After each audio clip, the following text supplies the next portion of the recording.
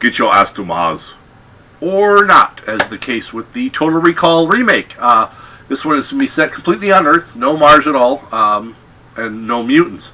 So it's a little bit different there. But this one, so it's the remake of the Schwarzenegger movie from the 90s, done by Paul Verhoeven, which is a rehash of a Philip K. Dick book. So that's where we are now. We're remaking movies that were already rehashed from books.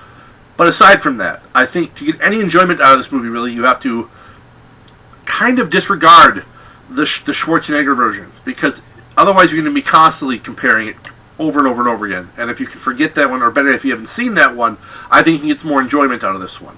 There were some definite pros in this one. I think Colin Farrell as Douglas Quaid, I think, is an improvement over Schwarzenegger. While Schwarzenegger was the iconic action hero of the late 80s, early 90s, I think Farrell fits the role of the super secret agent slash, deep undercover slash fake identity of the factory worker type guy. I think he fits it better. I also think Farrell is a better actor than Schwarzenegger. He does a competent job in this, not his best acting. Generally, Farrell does his best acting when he's playing some kind of prick. I don't know if that's a testament to his actual personality or not. Doesn't matter. I think that's when he does his best work. I also think Kate Beckinsale playing Quaid's wife slash handler, I can accept that she's beating the crap out of the greatest super agent ever, because she's Kate Beckinsale and that's what she does. She kicks people's asses. Jessica Biel as the other woman, whatever, fine.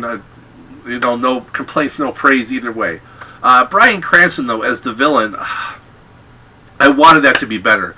Bryan Cranston, I think, is an incredibly talented actor, and the role was just not right for him. I think the role was written poorly. Partly, I think the role was written better in the original. There, I'm not separating the two, and just I don't know. It just didn't work for me with him as the villain.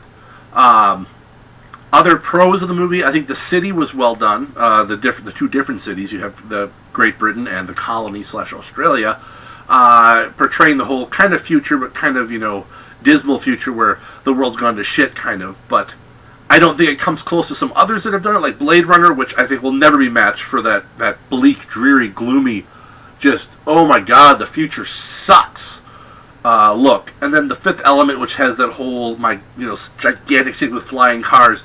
This one kind of falls in between those two, not as far as how good they are, but it's somewhere in the middle of that, where you got the bleak and the dreary with the super high, super future, city. It's kind of in the middle there. And at times there's like, oh god, that's so obviously green screen, but I let it slide. Some of the fight scenes are pretty cool. There's lots of explosions. A couple of fight scenes, though, I'm going, come on, this guy who's supposed to be the greatest secret agent ever should be kicking their ass. Or why aren't these people dead? But you have to, it's an action film. You have to suspend some of that disbelief as to this person should be dead, or that guy shouldn't stand a chance in this fight. You gotta accept those are going to happen in action movies. Could it have been better? Absolutely. Is it the worst movie ever? No. Is it worse than the original?